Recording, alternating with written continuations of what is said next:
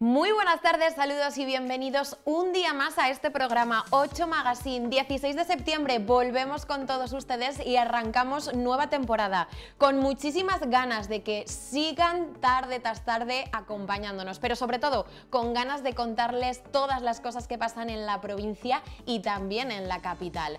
Les tenemos preparado hoy para comenzar un programa muy variado, porque lo que queremos es seguir palpando la actualidad. Ya saben que durante el mes de agosto ha sido uno de los peores, por no decir el peor de la historia en cuanto a incendios para el país y sobre todo también para Zamora. Hemos vivido muchísimos incendios, 3 muy grandes y también con una magnitud inalcanzable. Por eso hemos hablado durante estos meses atrás y estas semanas de todo lo que ha dado de sí, de los diferentes aspectos, pero hoy por la tarde queremos centrarnos en conocer el trabajo de primera mano de todos esos servicios de extinción. Queremos conocer cómo se aborda un operativo, cómo trabajan, sobre todo qué sienten a nivel personal cuando precisamente esos medios de extinción muchos son vecinos de los pueblos de Zamora. Así que quédense con nosotros porque les tenemos preparada una conversación muy agradable para que todos ustedes disfruten con nosotros.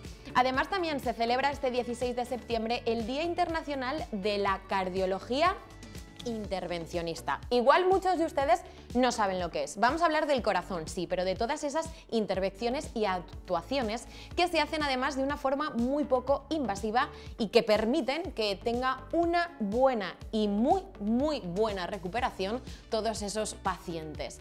Además, también hablaremos de cómo poquito a poco ir volviendo a la rutina, porque es verdad que parece que después del verano todos hemos tenido algún que otro exceso. Llegamos con unos kilitos de más. Pues vamos a hablar con una dietista y nutricionista para que nos dé algunos consejos de cómo poquito a poco ir volviendo a la normalidad, ir volviendo a una buena alimentación y también ir poquito a poco adaptándonos a los próximos meses. Como ven, un programa muy variado, muy dinámico en el que les tenemos muchas cosas que contar y que les voy a invitar a que pasen la tarde con nosotros hasta las 6 y 5 de la tarde.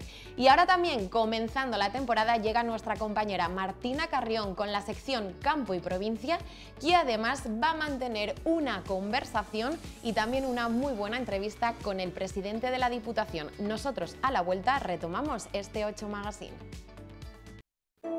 Covadú les ofrece Campo y Provincia. Covadú, haciendo nuestro entorno sostenible.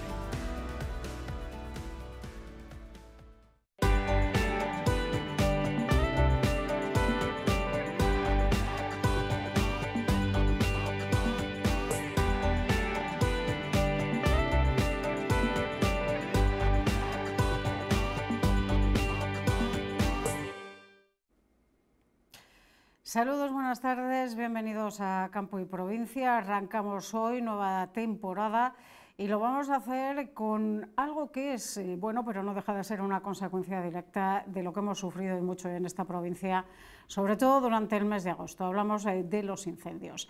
Ayer, sin ir más lejos, se presentaba un paquete de medidas, un plan de choque promovido desde la Diputación de Zamora que requiere de una inversión de 8,5 millones de euros. Pues para explicar ese plan de choque está con nosotros el presidente de la institución provincial, Javier Faúndez. Javier, buenas tardes, bienvenido. Muy buenas tardes. No sé si es correcto lo que acabo de decir, que ese paquete de medidas era consecuencia de lo que hemos sufrido este verano en Zamora con los incendios, o era algo en lo que ya se venía trabajando desde hace meses. Veníamos trabajando ya desde el año pasado ya tomamos algunas medidas para intentar paliar este tipo de consecuencias en nuestras competencias, que son la seguridad en las poblaciones de la provincia.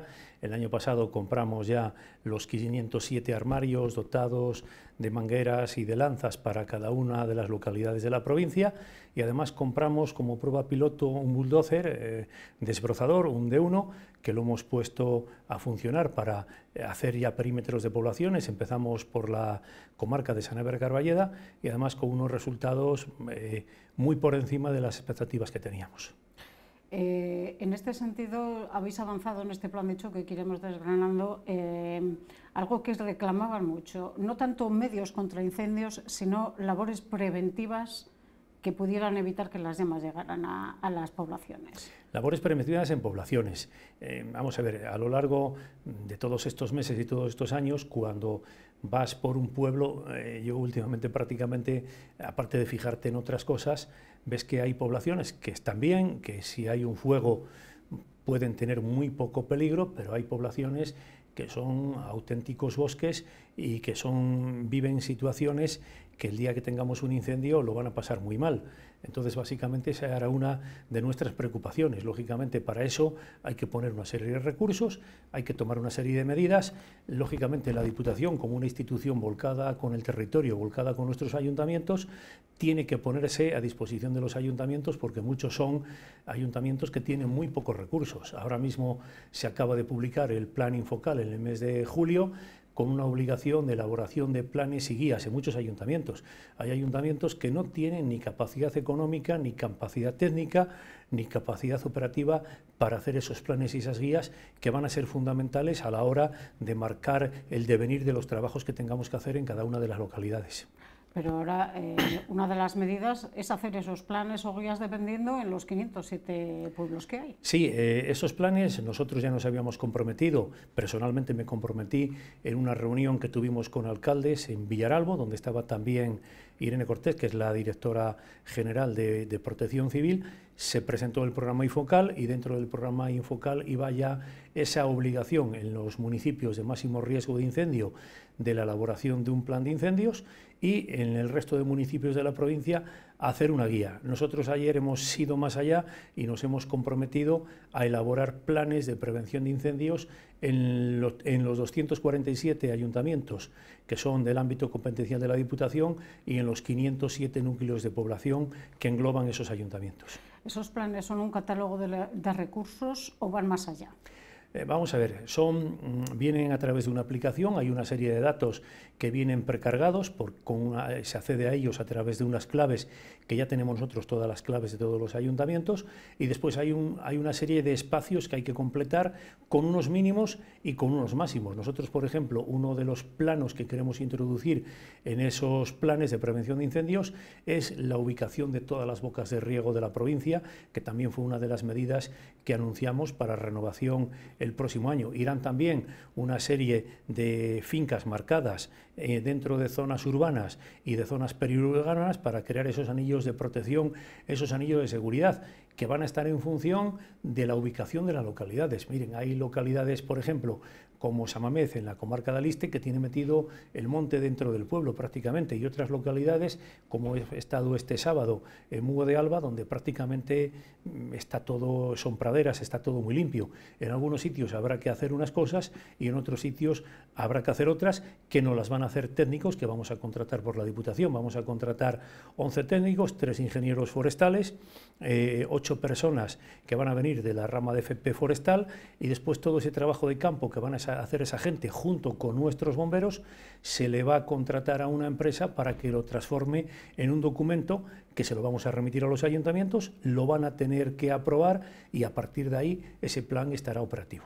Esos anillos de seguridad principalmente van a ser labores de limpieza. Van a ser fundamentalmente labores de limpieza, pero esa labor de limpieza es muy diferente en toda la provincia. Posiblemente en algunas zonas de la provincia tengamos que hacer un clareo de árboles, habrá que cortar algún árbol, tampoco pasa absolutamente nada. Primero está la situación de seguridad de los ayuntamientos, en otros sitios habrá que desbrozar matorral, habrá que hacerlo en fincas particulares, habrá que hacerlo en terrenos públicos, en algunos sitios nos encontraremos con algún río y tendremos que pedir algún permiso a la Confederación. Es todo muy variopinto, pero para eso también, para ese plan de choque que decías, hemos habilitado para hacer una encomienda de gestión, que la vamos a hacer con Somacil. Es prácticamente seguro que la llevemos a este pleno del viernes ya para activarla, y esa encomienda de gestión va a tener una cantidad inicial de 3 millones de euros para hacer ese plan de choque. Lógicamente, aparte de hacer ese plan de choque que vamos a empezar trabajando en los municipios de máximo riesgo de la provincia, que son los que vienen recogidos en el programa Infocal, después habrá que hacer con los años un trabajo de mantenimiento, porque si no, el trabajo inicial que te ha costado muchísimo dinero, de dinero público, dentro de 2 años no va a servir para nada. al final acaba siendo un contrato como el que se tiene, por ejemplo, en carreteras, una vez sí, es mantenerlas. Es un contrato también como el que tenemos para la recogida de residuos de obra menor, es un contrato que vamos a habilitar ya de cara al 27 para que los ayuntamientos que quieran lo puedan utilizar, porque la zona de interfaz que vamos a limpiar, que es pública, esa zona al cabo de un año, de 2 años, hay que limpiarla, si no, lógicamente volveremos al punto de partida. Hombre, lógicamente, cuando haces el primer trabajo, que es el trabajo que más coste tiene, después el trabajo de mantenimiento es mucho menor. Le vamos a dar a los ayuntamientos la posibilidad de sumarse a un convenio donde tendrán bonificada la limpieza en los terrenos municipales un 80%, o aquellos ayuntamientos que no lo quieran utilizar lo pueden limpiar con los obreros que pueden contratar con cargo a las ayudas de la Junta de Planiel o con cargo al plan Dinamiza de la Diputación o con los propios medios que pueda tener el ayuntamiento. Pero van a tener ese recurso para poder hacer ese refresco,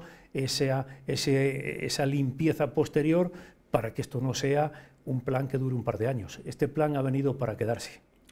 2 preguntas. ¿Cuándo se podría empezar, siguiendo todos los trámites administrativos que llevan su tiempo, si esos municipios de alto riesgo podrían estar ya con ese anillo de seguridad de cara a la siguiente temporada de incendios, al próximo verano? Bueno, la primera parte del plan es dotar a los ayuntamientos de una herramienta jurídica, de una ordenanza.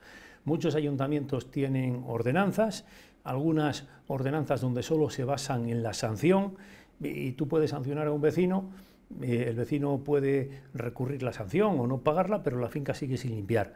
Nosotros hemos sacado una ordenanza tipo, que es el marco jurídico, ya está colgada en la página web de la Diputación para aquellos ayuntamientos que la quieran descargar, y la ordenanza tiene un concepto: el que no limpia hasta una fecha, limpia el ayuntamiento y le pasa el recibo al particular. Aparte está la limpieza también de los propios terrenos del ayuntamiento. Es una ordenanza que le hemos insistido a los ayuntamientos que, si la quieren aprobar, tiene que estar finalizada la exposición al público antes de fin de año para que pueda entrar en vigor al año siguiente, y eso es lo primero, una ordenanza. Lo segundo, un plan de choque, y lo tercero, los planes. Los planes básicamente van a recoger lo que vamos a tener que hacer con la encomienda de gestión. Los planes, mañana mismo vamos a empezar a remitir a los ayuntamientos ya lo que sale de las fichas individualizadas, porque nos tienen que hacer un trabajo de información, un trabajo de calle, y nosotros pensamos tener a esas personas contratadas a mediados de octubre o a finales de octubre. Empezaremos pronto ya la selección, y lógicamente a esas personas hay que dotarlas de unos vehículos para que puedan hacer el trabajo de campo. No van a estar en ningún despacho. Ese trabajo de despacho lo va a hacer un contrato que vamos a hacer con una empresa, que vamos a hacer un trámite previo de contratación para poder trabajar de forma inmediata. Y lógicamente, pues sí queríamos, de cara al verano que viene, tener buena parte del trabajo hecho en las zonas de máximo riesgo de incendio. En este sentido también habéis dado un paso, como ha pasado en otros ámbitos, con la mejora y la adquisición de maquinaria, ese paso con los bulldozer, que al final era esa maquinaria pesada que siempre hacía falta en muchos incendios y en muchos de estos trabajos, y había épocas del año que, no nos engañemos, prácticamente no había. Nosotros nos planteamos la compra del primer bulldozer desbrozador el año pasado, no como herramienta para colaborar en los incendios, que al final hemos estado colaborando en los incendios, porque si una administración tiene un recurso en un momento difícil, como han sido los incendios de este verano, lógicamente esa administración no puede mirar para otro lado y tiene que poner todos los recursos que tiene. De hecho, nuestro bulldozer ha estado trabajando en la zona de Porto, en el Ayuntamiento de Galende. Ese bulldozer se compró para desbrozar perímetros de poblaciones. Hemos estado trabajando en el Ayuntamiento de Manzanal, en Asturianos, en el Ayuntamiento de Palacios. Lógicamente ese bulldozer funciona con unos martillos flotantes que, a partir del 15-20 de junio, cuando la Junta ya considera que hay riesgo alto de incendio, tenemos que parar. En ese momento paramos, la máquina viene al parco de maquinaria, se quita la desbrozadora, montamos cuchilla y nos dedicamos a hacer cortafuegos y a hacer pistas para los municipios, que también es una labor de limpieza. Ha funcionado muy bien, repito, ha superado nuestras expectativas la prueba piloto, y de hecho tenemos para el año que viene para comprar 2. Hemos tenido una reunión el pasado viernes con el presidente de la Junta, que ha asumido un compromiso con nosotros para dotarnos de esa maquinaria maquinaria pesada y de hecho la nueva compra de esos bulldozer va a suponer 660.000 euros. En este momento también tenemos en licitación, o saldrá prácticamente de inmediato, otra máquina semejante al bulldozer, que es una máquina multifunción, que también es una desbrozadora con ruedas gemelas y ruedas antipinchazos para poder trabajar en el monte. Esa máquina tiene una ventaja, que es que no necesita una plataforma, una góndola para trasladarla de municipio a municipio, y tiene el inconveniente que cuando tenemos la época de máximo riesgo de incendio la tenemos que parar, pero son máquinas complementarias y que en función de la orografía de la provincia va a estar ahí. Esa máquina posiblemente vaya destinada a trabajar a Sayago. Otra adquisición es esas biotrituradoras para acabar de hacer el trabajo una vez se desbrocen. Sí, vamos a ver, las biotrituradoras son fundamentales. De hecho, vamos a dotar a cada mancomunidad de una, aunque yo lo he dicho ayer en el Consejo de Alcaldes, que hay mancomunidades que apenas tienen vegetación y apenas van a usar estas máquinas, pero tampoco queríamos considerar las mancomunidades como unas de primera y otras de tercera. Son biotrituradoras profesionales, es un contrato de más de 520.000 euros, se las vamos a dar a las mancomunidades para que se las cedan a los ayuntamientos o incluso a los particulares. Si nosotros hacemos en una limpieza de perímetro de población, perdón, una corta de árboles y esos árboles no se retiran para leña, estoy dejando combustible abajo.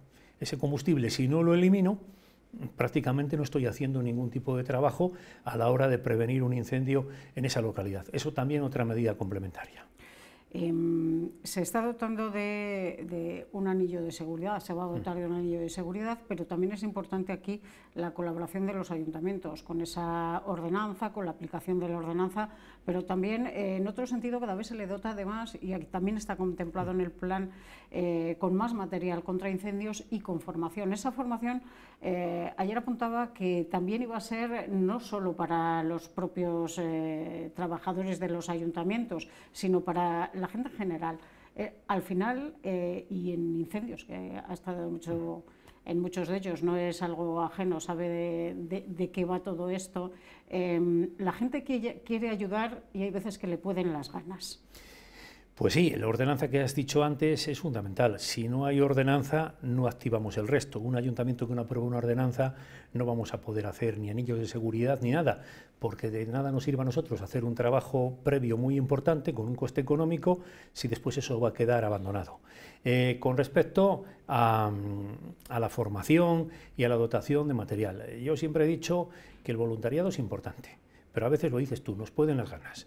Los fuegos son muy traicioneros, una cosa es un fuego que llegue a una población o a una zona periurbana, que estás por la noche, que no hay viento, que se apaga relativamente fácil, y otra cosa es cuando el viento viene muy fuerte, con condiciones de altas temperaturas, con momentos de máxima sequedad, donde los incendios se comportan de una forma muy traicionera.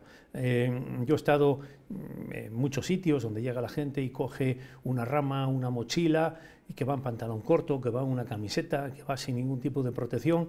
Yo alabo a esas personas porque están entregando un trabajo para intentar defender un pueblo, pero sí queremos a esas personas darle una formación complementaria. De hecho, es más, ayer algún sindicato agrario nos ha pedido que podamos incluir también a los agricultores dentro de esa formación. Esa formación la van a hacer los bomberos y aparte también vamos a dotar a los ayuntamientos de unos elementos de primera intervención, como pueden ser las mochilas y como pueden ser los batefuegos, para que tengan algo. Yo he estado este año en Villanueva de la Sierra, en el Ayuntamiento de Pías, cuando bajaba el fuego hacia el pueblo, estaban allí muchos vecinos y andaban pues con lo que podían, con unas ramas, con algo. Vamos a darle algo más para que puedan utilizarlo, pero también una serie de recomendaciones para que puedan actuar con más seguridad. Otra de las medidas es ese listado que quieren tener, no sé si también habrá alguna de nueva construcción, hablamos de esas balsas, esas charcas, quieren tener un mapa con todos los puntos, ver cómo mejorar, cómo limpiar, y no sé si hay alguna de nueva construcción, porque en este sentido sí que hay algunas que quiero recordar, el año pasado había puntos nuevos desde la Junta había algunas que se habían o se iban a realizar, no sé en qué punto están muchas de ellas. Vamos a ver, nosotros hemos limpiado muchas balsas con una máquina que compramos hace unos años, de hecho la compramos nosotros cuando estaba yo llevando el parque de maquinaria, una giratoria, y hemos hecho muchas limpiezas de balsas. Ahora mismo, ¿qué queremos hacer? Las balsas, por cierto, va a ser un recurso que va a estar incluido dentro de los planes de prevención de incendios, porque son una herramienta muy buena, es una herramienta, como digo yo, multifunción. Cuando hay un fuego cerca de un pueblo y la balsa tiene agua, el helicóptero carga agua rápido y puede hacer más descargas. Y sirve también para la ganadería y sirve también para la fauna. Puntos de agua son fundamentales. Yo ayer he tenido una conversación con la presidenta de la Confederación, le vamos a mandar las balsas que queremos limpiar, que fundamentalmente va a ser la mayoría del trabajo que vamos a hacer, porque va a ser muy rápido, nos va a decir qué autorización vamos a tener que tramitar, porque son balsas que lógicamente ahora mismo están o llenas de barro, o tienen cañas, o tienen juncos, y vamos a limpiarlas para que los medios aéreos, fundamentalmente los helicópteros, puedan tener más capacidad de agua y mejor sitio donde coger ese agua. Y después las de nueva construcción, ya ahí empezamos a chocar con las autorizaciones, de que sí hay que hacer unas concesiones. Yo sí le he dicho ayer a la Confederación que, bueno, que con la que está cayendo todos tenemos que empezar a levantar el pie del acelerador y empezar a ser un poco más condescendientes con las necesidades que necesitan los pueblos. A mí me parece muy bien que se pidan permisos, que se pidan autorizaciones, pero yo no puedo esperar 18 meses o un año a que me den una autorización. Con lo que ha caído, pienso que tenemos que aprender de ese tipo de circunstancias. Entre esas medidas también había las de apoyos a los damnificados, sobre todo pues, a los más afectados, no dejan de ser agricultores, ganaderos.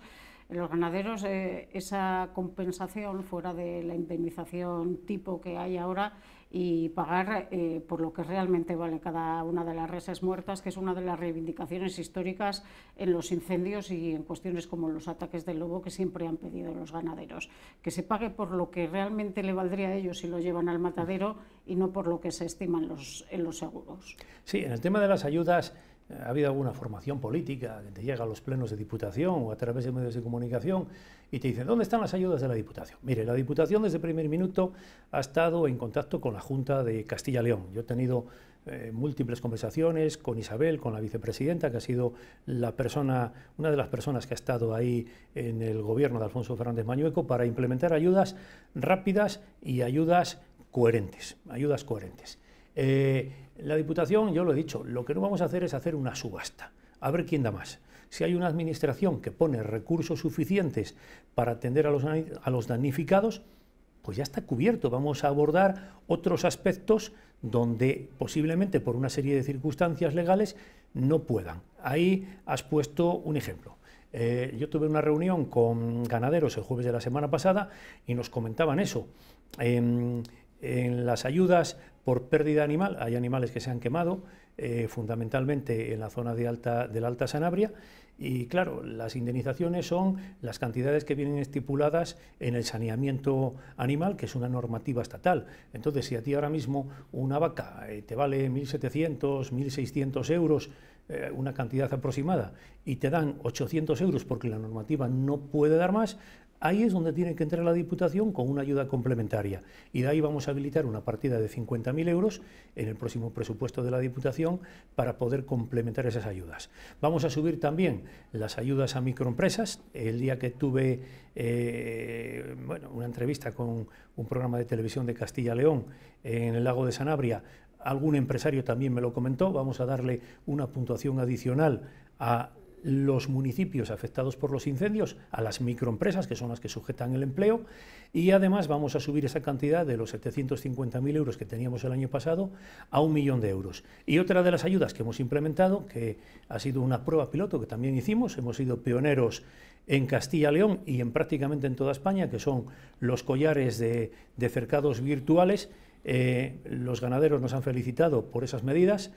La ganadería sabemos que contribuye mucho a la limpieza y a la prevención de los incendios forestales, ojalá hubiese más ganadería, y vamos a subir esa ayuda que este año estaba en 300.000 euros a 600.000 euros para ver dónde tenemos que llegar. No, repito, no vamos a entrar en subasta de subvenciones porque tenemos la cabeza muy bien puesta encima de los hombros y mucha coordinación con otras administraciones, y sí vamos a atender a donde no puedan llegar otras administraciones. Esas ayudas a microempresas, ¿se incluye ese, no sé si llamarlo así, ese plan especial para la hostelería de Sanabria que se ha afectado mucho en agosto? ¿Es independiente, es complementario? ¿Hay pensado otra cosa? Vamos a ver, el plan que está pensado para hostelería, que es una campaña de imagen y de promoción, se va a llevar a Naturcil este fin de semana. En concreto el viernes se inaugura la Feria Naturcil. Lo hemos cambiado de una forma rápida porque lo teníamos planteado con otra propuesta turística para la provincia y pensábamos que era el momento de ayudar.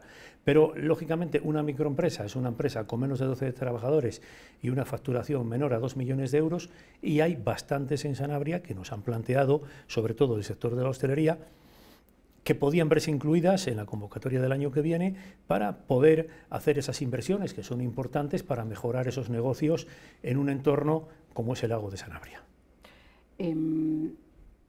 Vamos a dejar para lo último lo que quizá haya sorprendido más de todos esos anuncios, que es el parque de bomberos en Requejo, que entiendo que sí ha sido consecuencia directa de los incendios de este verano. Bueno, sí y no. Sí y no. Yo llevo desde principio de mandato 2 años y poco gestionando los bomberos de la provincia. Cuando lógicamente todos los años o al trimestre recibes las incidencias, veíamos que el parque de Río Negro era un parque que es el parque con más actuaciones de la provincia, que supone un desgaste al personal y también un desgaste a los equipos. De hecho, dentro de unos días le vamos a entregar un nuevo camión al parque de Río Negro, porque las actuaciones son tremendas. Estamos en una zona de autovía, estamos en una zona también con muchísimas actuaciones por incendios. Y como consecuencia de los incendios, pues sí, a mí me ha tocado ir a Porto, me ha tocado ir a Ermisende, y lógicamente ves que los tiempos de respuesta no son los que nosotros queremos, con lo cual eso ha salido ahí. Ya llevábamos algún tiempo intentando trabajar con algunos ayuntamientos de la comarca para intentar poner una autobomba y con personal colaborador firmar un convenio con ellos. Se estaba complicando todo por las formas jurídicas, por la disponibilidad, y al final, pues prácticamente el día que he ido a Ermisende me ha quedado, si tenía alguna duda, las he despejado. Lógicamente vamos a hacer un parque nuevo. Hemos escogido Requejo por 2 motivos. El primero de ellos, porque está en una zona intermedia, bien situado geográficamente. En segundo lugar, porque el ayuntamiento nos va a poner una finca de más de 5.000 metros cuadrados a disposición de la Diputación, nos va a dar la titularidad, y después también porque esa finca está situada a 300 metros de una salida a la autovía, que es fundamental, eso es clave. Yo no puedo hacer a lo mejor ese parque en Galende porque tengo la autovía pues muy lejos. Y después ese parque también no va a ser un parque de bomberos, vamos a hacer un añadido también porque tenemos el parque de maquinaria de Sanabria, lo tenemos en una nave alquilada, y lógicamente pues si tenemos un espacio nuestro y no tenemos que pagar por él, pues mucho mejor para la Diputación. Va a ser una inversión de 1.100.000 euros las instalaciones. Básicamente va a ser el mismo parque que el de Toro, más el añadido de un centro de trabajo, más nave abierta para el parque de maquinaria, y después la compra de vehículos va a ir dotado con un vehículo forestal, un vehículo de primera intervención, un vehículo en altura y un todoterreno, un vehículo de mando, que son otro 1.200.000 euros, que también estoy trabajando con la Junta de Castilla y León a ver si nos puede echar una mano también en la compra de esos vehículos. En este sentido, ayer apuntaba que hay muchas negociaciones con la Junta para ver si pueden aportar algo más en alguno de los puntos. Mire, le voy a decir una cosa. En este mandato y en el anterior, que tuve responsabilidad de presidente, y además en un área tan sensible como el medio ambiente y el parque de maquinaria, nosotros tenemos una colaboración con la Junta como nunca hemos tenido. A mí nadie me puede hablar mal de la Junta de Castilla y León, porque estamos afrontando con inversiones millonarias muchos frentes en común. ¿Qué hemos decidido? Hemos decidido unir fuerzas y ser más eficaces en el territorio.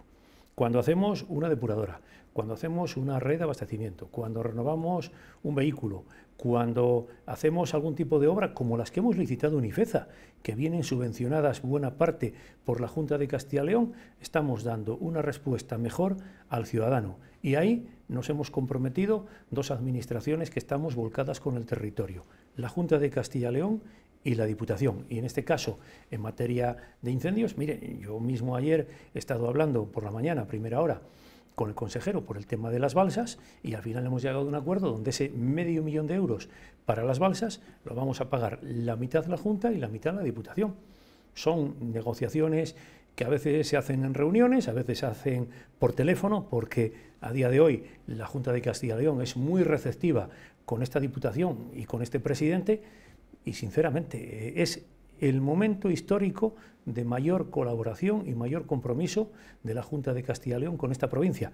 Y no es un calificativo gratuito, se lo demuestro a quien quiera, con datos y cuando quiera. Pues muchas gracias, Javier, por estar con nosotros y por explicarnos algo más ese plan y esas medidas que presentaban ayer al Consejo de Alcaldes. Muchas gracias. Muchísimas gracias. Y a todos ustedes, no se vayan porque ya saben que antes de cerrar el programa, como viene siendo habitual, les ofrecemos los datos de la lonja de Zamora.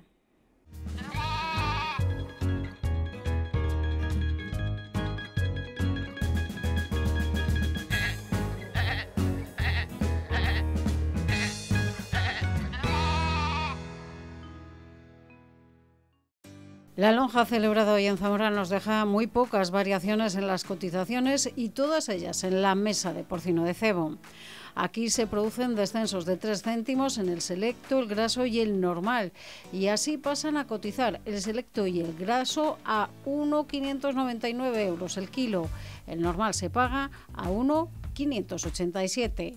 Solo sube 1 céntimo el kilo del ibérico pienso hasta 150 kilos que se paga esta semana a 3 euros y 1 céntimo el kilo. El cerdo de desvieje se mantiene sin cambios a 63 céntimos el kilo. No hay cambios en los precios de los lechones que mantienen cotizaciones. A 64 euros se paga el lechón gran partida, a 55 el de recogida de pequeñas partidas, mientras los tostones de sacrificio cotizan de nuevo a 36 euros unidad de 6 a 8 kilos y a 45 los tostones sin hierro. Los tostones para vida no cotizan. También y una semana más siguen sin cotizar en la lonja zamorana tanto el ovino como los cereales. Pues ahora sí, cerramos ventana al campo y a la provincia, pero como siempre volvemos dentro de 7 días. Pasen una feliz semana. Adiós.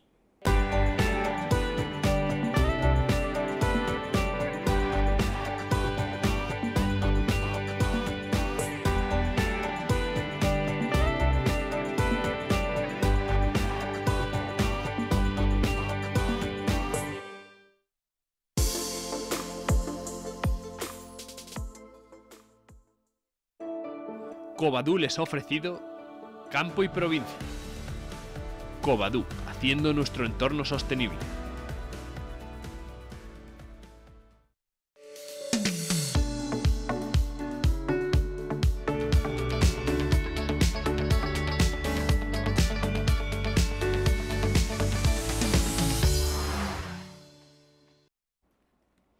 Muy buenas tardes de nuevo. Ahora sí, después de haber escuchado al presidente de la Diputación de Zamora y de haber conocido la última hora también del campo y provincia, nos centramos en este 8 Magazine, en el primer programa, primer magazine de esta nueva temporada, en la que, reitero, espero que nos acompañen un año más, porque les tenemos preparados muchas tardes por delante.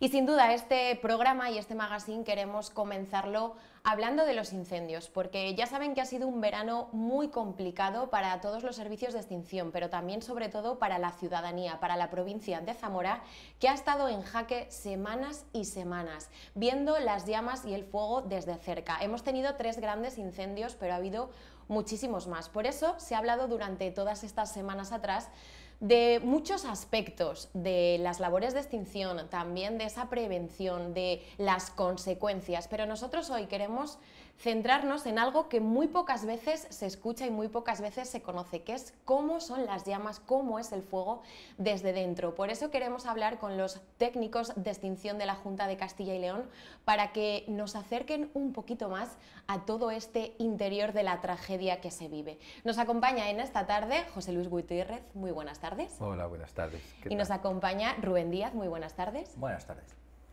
Lo primero que os quiero preguntar, en estas semanas atrás tan complicadas para todos, al recordar esos incendios, ¿qué es lo primero que se viene a la cabeza? Hombre, lo primero que se viene a la cabeza es mucho agradecimiento, porque nosotros hacemos un poco de entrenadores de un equipo potente, donde están los agentes medioambientales, donde están los bomberos forestales en todas las categorías, donde hay emisoristas, vigilantes, donde además está la UME, donde están los bomberos, tanto urbanos como de la Diputación, donde además entra gente como la Guardia Civil. Nosotros canalizamos un poco todos estos equipos y lo primero es un agradecimiento. Yo estos días que he pensado bastante sobre este tema, lo primero es agradecer a todo ese equipo de gente que está ahí. Por supuesto, también se te vienen a la cabeza muchísimas situaciones complicadísimas, porque la gestión de un incendio que siempre se afronta desde lo que es un fracaso, una desgracia, que afecta a personas que son tus vecinos, que son gente con la que trabajas posiblemente el resto del año en nuestro trabajo de forestales. Todas esas situaciones vividas, todos esos dramas que hemos estado viviendo, eso es la carga que tenemos ahora y que estamos gestionando ahora en estos días. Claro, porque es verdad que muchas veces cuando acudimos al puesto de mando avanzado, por ejemplo, siempre vemos a un equipo que es el que dirige, pero ese equipo, como bien decías, se conforma de muchísimos colectivos, ¿no? Sí, ahora mismo en los incendios forestales pues somos un equipo muy grande formado por personas de muchos sitios, pues como bien dice, pues Diputación, otras provincias, medios de otras provincias de la Junta, medios del Ministerio. Entonces, pues claro, hay mucha gente y debe de haber mucha gente, y para gestionar esa gente pues tenemos que estar organizados, pues a través de protocolos, a través de sistemas que tenemos, pues tenemos que conseguir pues que el equipo tenga unos objetivos, unas prioridades y tomar una serie de medidas y una serie de actuaciones en el incendio. ¿Cuáles son esas actuaciones? Una vez que se notifica, que se conoce que hay un incendio, de las características de estos, por ejemplo, 3 más grandes que hemos vivido en la provincia de Zamora durante el mes de agosto, ¿cómo se empieza a actuar? Bueno, pues el sistema es bastante claro. Primero van los agentes medioambientales, que son una pieza más que fundamental, son los que conocen profundamente el territorio, los que conocen profundamente sus medios, por supuesto la geografía, que es el 80% de conocer. Entonces el primero que se destaca es un agente medioambiental, que es el que empieza a organizar todo este mare magnum de gente. Se despachan medios desde la central de Zamora. La persona, nosotros o el que esté ese día de jefe de jornada, empieza a despachar medios, a organizar los medios, que son organizados en principio por los agentes medioambientales cuando llegan allí. Cuando el fuego va creciendo, pues nos desplazamos allí los técnicos para conformar ya lo que sería un puesto de mando avanzado, más regulado. Utilizamos un protocolo que se llama el SMAFE, que es, vamos ocupando diferentes posiciones. Unos se encargan de pensar cómo va a ir el fuego, otros de cómo podemos atacarlo, otros de cómo organizamos a la gente allí dentro, y después pues le damos un poco de forma a todo esto. Básicamente es eso, funcionamos siempre con prioridades claras. Lo primero es defender a las personas, las vidas humanas, después los bienes materiales y después el monte, los valores ambientales y forestales que tenga la zona. Hay veces que los protocolos no se entienden muy bien a todo el mundo cuando hay un incendio, sobre todo a la población, que en el caso de estos incendios el comportamiento ha sido siempre intachable, pero hay veces que no se nos entiende muy bien, pero tenemos que responder siempre a estas funciones y pensando en la seguridad tanto de las personas que están en los sitios, porque no han podido ser evacuadas, porque no se han evacuado, como de nuestros propios equipos, porque lo importante aquí es que volvamos todos a casa todos los días y no siempre es fácil. Efectivamente, no siempre es fácil volver a casa y lo estamos viendo también, por desgracia, en los últimos años en la provincia de Zamora. Decías, primero es como una inspección, ¿no?, para ver cómo va todo, dónde actuar, y cuando veis que un incendio está desbordado totalmente, ¿cómo se actúa? Porque es verdad que podéis distribuir ciertos medios, pero ¿y dónde está ese desbordamiento? Es un sistema escalable, es decir, en un primer momento pues hay un envío, en la situación actual es un envío contundente de medios, y lo normal es que ese incendio consigamos apagarlo en unos primeros momentos, en unas primeras horas. Si el incendio no se consigue controlar, pues el incendio sigue haciéndose grande, entonces seguimos mandando medios. La planificación, la organización de ese incendio implica como si ya no fuera un incendio, si fueran varios, entonces pues tenemos una zona, otra zona, otra zona, un pueblo. Entonces, esa organización implica que en cada sitio tiene que haber medios, debe de haber medios. Si sigue creciendo el incendio, pues ocurrirá que no haya medios para todos los sitios, que haya que decidir cuáles son nuestras prioridades, y básicamente es eso. En el PMA, en el puesto de mando avanzado, pues nos pasa lo mismo. En un principio con una persona puede ser suficiente, luego pueden hacer falta 2, 3, 5, 10, porque al final tienes 50, 100, 200 personas en un incendio, o incluso pueblos, pues puedes tener una casa que está aislada en el monte, o puedes tener un pueblo, o puedes tener una nave, o puedes tener 6 pueblos, 10 naves. Todo esto implica pues más medios y más organización. Y precisamente cuando estáis enviando esos medios, cuando estáis en el puesto de mando avanzado trabajando, ¿cómo se controla? Esto es a nivel personal, sobre todo tener la mente fría, porque cuando ves las llamas que están cerca de municipios, cuando ves el poder que están teniendo, como lo hemos visto en algunos de estos incendios en agosto, ¿cómo sois capaces de tener una mente fría y decir, no, hay que seguir actuando aquí, aquí, aquí, porque es muy difícil que no estéis sometidos también a un cierto estrés hasta que yo me imagino que pase todo? Pues nosotros estamos preparados para esto. Lo primero que hay que tener es unos conocimientos técnicos, que para eso nos formamos y establecemos rutinas de formación y de actualización continuas de nuestros conocimientos. Después hacemos un trabajo psicológico también, hay psicólogos dentro de nuestros equipos que se encargan de ayudarnos a gestionar y prepararnos para cuando llegan estas situaciones, que llegan siempre, y después esto es un oficio, y como todos los oficios hay que aprender a trabajarlo con experiencia y con años.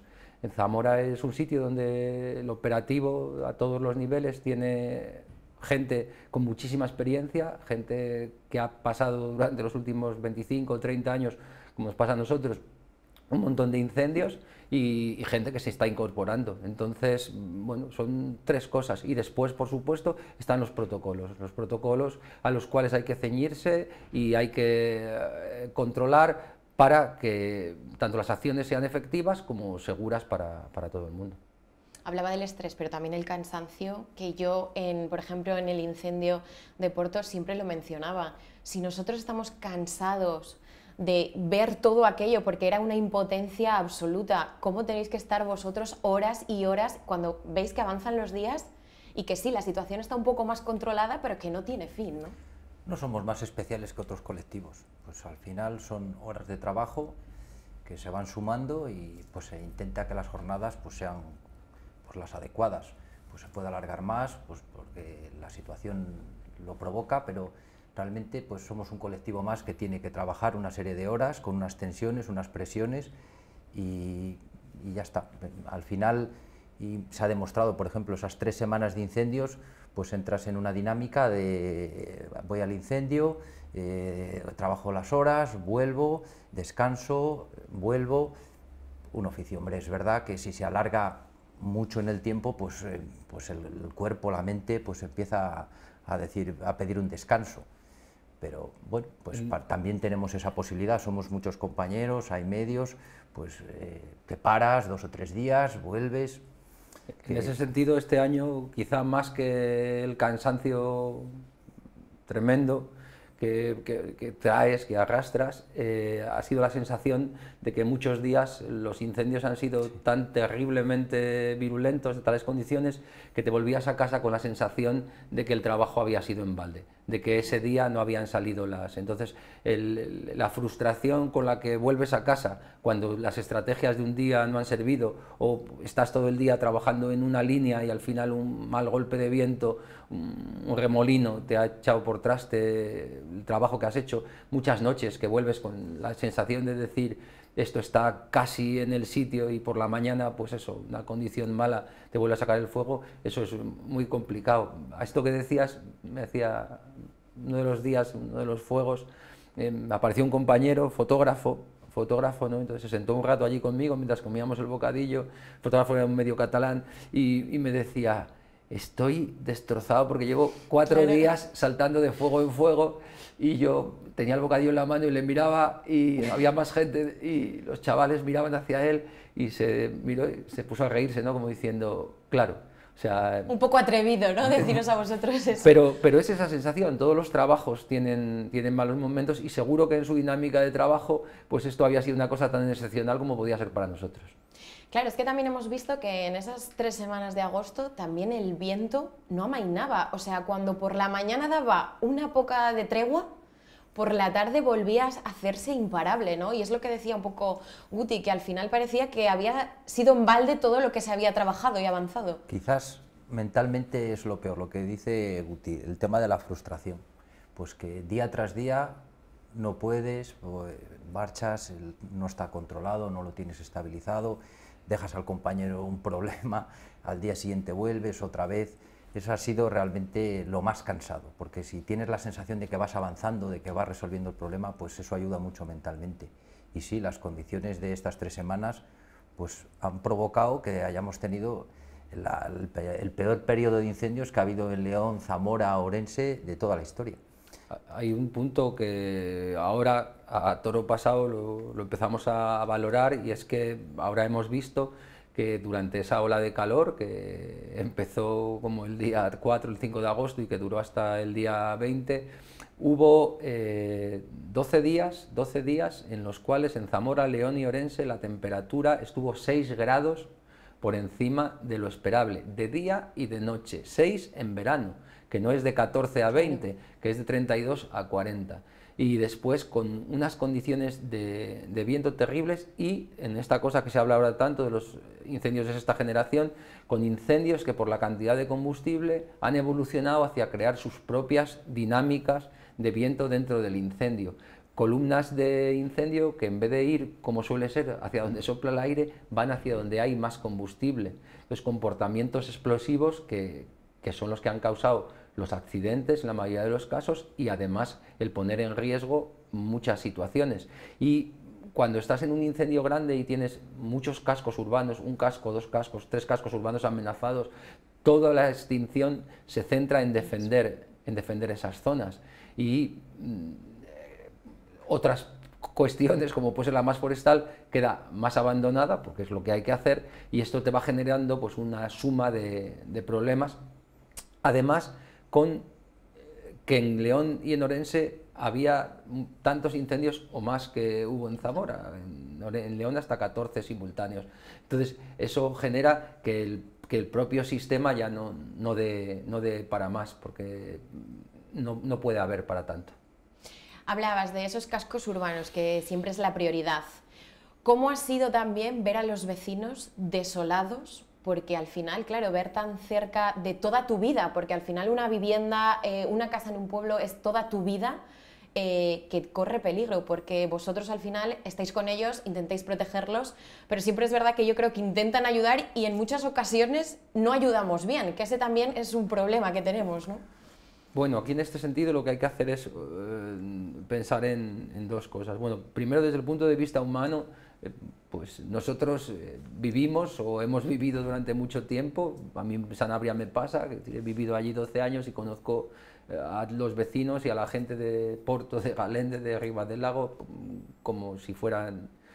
Tengo una casa en Pedrazales, quiero decir que te sientes uno más, y eso te duele, no como a ellos quizá, pero de una manera muy cercana. Todos los agentes medioambientales, la mayor parte de ellos, están implicados en las comunidades en las que viven. Entonces las situaciones son muy complicadas, porque tú tienes que tomar decisiones de priorización, de atención de cosas, que no todo el mundo las va a entender, porque al final todo el mundo queremos salvar nuestra parte.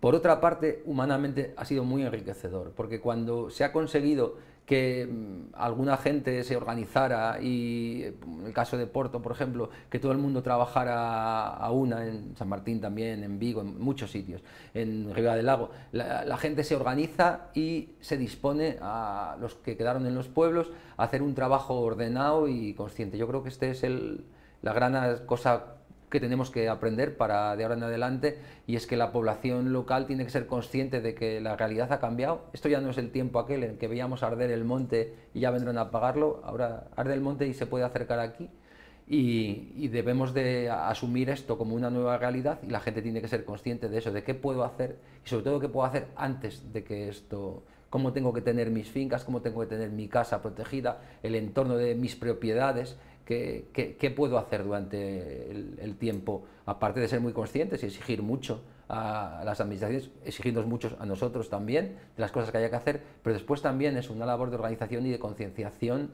de la población local de que esto ha cambiado, el cambio climático existe, está aquí, la despoblación existe, está aquí, y jugamos con otras cartas que no son las que aprendimos a jugar hace 25 años. Es así, ¿no? Es así, y lo que dices del problema de las poblaciones, de la gente en los pueblos, pues es lo que más condiciona la toma de decisiones en un PMA.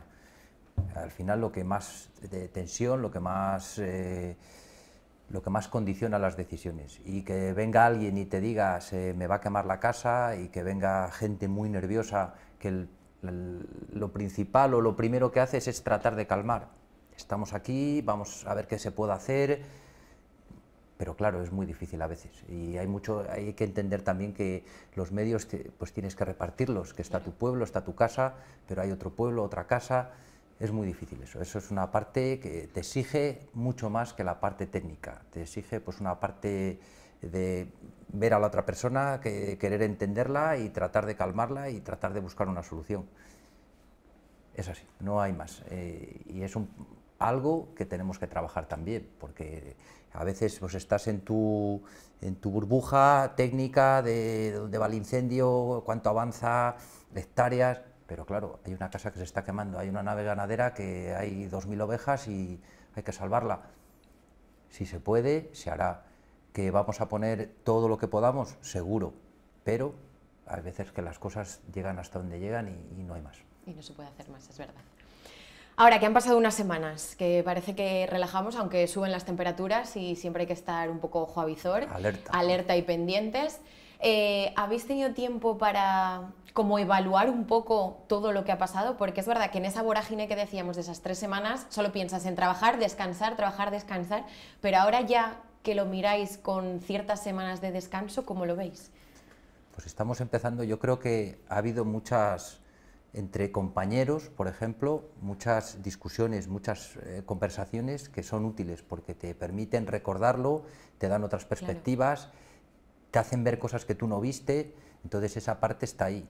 La parte entre compañeros, incluso pues ya más regulado pues a nivel trabajo, reuniones que ya van surgiendo, donde ya se van analizando las cosas de una manera más técnica, y luego pues a nivel personal, el día a día, pues claro que te vienen muchas cosas y todavía pues están ahí muy a flor de piel, pero bueno, poco a poco pues hay que ir gestionando también esa condición interior, pues analizando, tranquilizándose y que esto sigue y que vendrán más problemas. Y bueno, pues ahora hemos tenido suerte, han venido unas semanas muy buenas, relativamente tranquilas porque ha seguido habiendo incendios, sí, y se ha actuado, ha salido bien, pues seguir, en una palabra. Sí, además ahora hay que pensar, ya estamos de hecho trabajando todos en los planes de recuperación, en prevenir los daños que puedan venir con la llegada de las lluvias, en cómo se va a recuperar toda esa zona.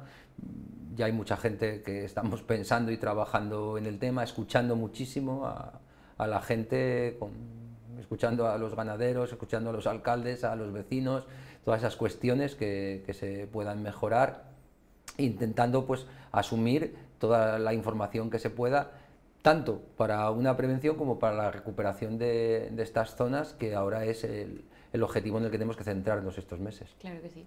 Hablábamos de que ha sido, yo creo, el peor verano de la historia en cuanto a incendios. ¿Vosotros, a título personal y a nivel personal, también lo recordáis así? Bueno, hemos vivido...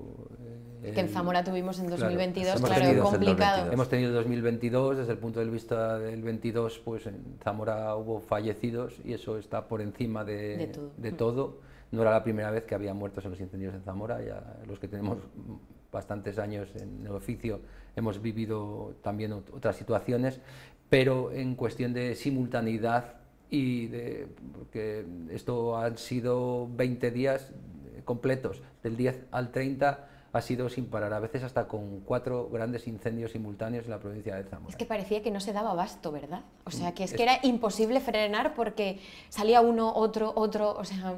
Y todos con unos comportamientos tremendos, o sea, no era una cuestión de decir, pues eso, fuegos que empezaban y a las 3 horas o 4 horas ya tenían 500 o 1000 hectáreas quemadas. Entonces, una situación realmente excepcional. Entonces, eso sí tensiona los equipos, que se ha hecho a base de muchísima vocación, de muchísima entrega por parte de todos los colectivos.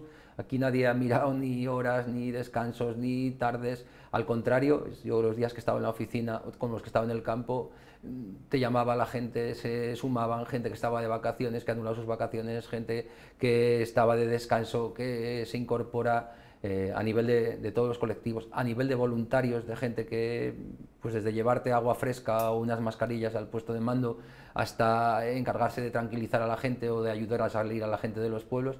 Ha habido un montón de gente volcada e involucrada, como no puede ser menos en una provincia donde nos conocemos todos y nos intentamos cuidar, aunque a veces no salga bien todos de todos, pero yo creo que en ese sentido tanto la ciudadanía como nuestros propios equipos y los equipos de las demás administraciones han dado una lección de comportamiento. Hemos tenido noches de gente trabajando codo con codo, no solo de administraciones, sino de gente de población local, trabajando, sacando juntos cosas muy complicadas, y yo creo que eso es una lección tremenda, que es lo que, pues si hay algo que nos puede mitigar lo que hemos pasado, ha sido eso. Rubén, en tu caso. Sí, comparto totalmente la opinión de Guti, que realmente pues esa es otra parte, la parte de los incendios entre comillas buena es esta, ¿no? Pues que al final en la mayor parte de los casos sale lo mejor de muchas personas, que tanto a nivel personal como a nivel trabajo, compañeros. Entonces, pues sí, gracias a eso y a un sistema que creemos que funciona y que pensamos que hay que mejorar, pero funciona, y ahí está. Bueno, pues se ha actuado, pues las condiciones fueron muy difíciles, pero bueno, ahí estamos, se apagaron y ahora pues a volver a empezar otra vez y a esperar el futuro. Y a concienciar sobre todo a la ciudadanía y a la sociedad de todo esto que hemos vivido, que nos sirva para aprender, ¿verdad? Yo creo que esa parte es muy importante. La sociedad tiene que ser consciente del problema que existe, de la situación en la que nos encontramos, en una provincia como Zamora o en un noroeste, que las condiciones son las que son, y no solamente en el noroeste, pues en otras zonas de España, que este tipo de incendios se van a repetir porque las condiciones son las que son, en cuanto a meteorología, en cuanto a despoblamiento, en cuanto a un cambio en el manejo del territorio, estos incendios se van a volver a repetir. Entonces, pues entre más nos preparemos y más nos protejamos, mejor. Y eso es una cuestión que los vecinos, los pueblos, incluso las ciudades, pues tienen que tener en cuenta, que la autoprotección, la exigencia de una serie de medidas que te protejan. Y luego pues una gestión del territorio, una serie de... pues hay que decidir cómo lo vamos a hacer. No es una solución fácil. Prevención, vale, pero ¿qué implica eso? Y esto hay que pensarlo mucho, y esto va a exigir esfuerzos muy grandes, sociales, económicos, políticos, va a exigir muchas cosas, porque si queremos atenuar un problema, gestionarlo de una manera adecuada, va a exigir muchos esfuerzos y mucho trabajo. Claro que sí. Y mucha gente que tiene que ser consciente. El otro día, con un montón de amigos y de vecinos de Sanabria, lo comentábamos. Al final, el mantener nuestro patrimonio, las fincas de alrededor de nuestra casa, la era de nuestro pueblo, los caminos de nuestro entorno, limpios y atendidos, cada uno lo suyo y lo que corresponda a las administraciones de las administraciones. Pero el otro día estos amigos me lo decían, ¿no? Digo, a lo mejor tenemos que pensar en menos meriendas y en menos fiestas todos los días, y en algún día de nuestras vacaciones, de cuando vamos al pueblo y pasamos todo el verano, pues dedicarlo a tener nuestra finca limpia, el trocito que linda con lo nuestro, ese entorno urbano, porque el oeste es un sitio donde siempre se vivió el comunalismo, el trabajo común para los concejos, siempre se hicieron para beneficio de todos los vecinos, y la gente era consciente de que solo el trabajo colectivo y el interés colectivo mejoraba la situación. Entonces es una cosa que tenemos que recuperar, tanto para exigir de nosotros, de las administraciones, de los que nos dirigen, como a nosotros mismos. Es decir, vamos a hacer nuestra parte, cada uno lo que nos toca, que no es poco. Efectivamente. Gracias Rubén, gracias Guti, un placer. Yo de verdad os quiero, que he estado también y os he visto en muchas ocasiones trabajando, os quiero agradecer todas esas horas, todo ese trabajo, porque creo que muchas veces no lo valoramos ni nos ponemos en vuestra piel, pero es muy complicado y al final protegéis a la ciudadanía, salváis también el monte, así que de verdad desde aquí, gracias. También gracias de nuestra parte por abrir este altavoz así reposado, sin la urgencia de la noticia, porque hablar de estas cosas y hablar con serenidad y con conciencia yo creo que es muy importante. Claro que sí. Gracias. Gracias a ti también. Nosotros nos vamos unos instantes a publicidad, tomamos un pequeño respiro y enseguida volvemos.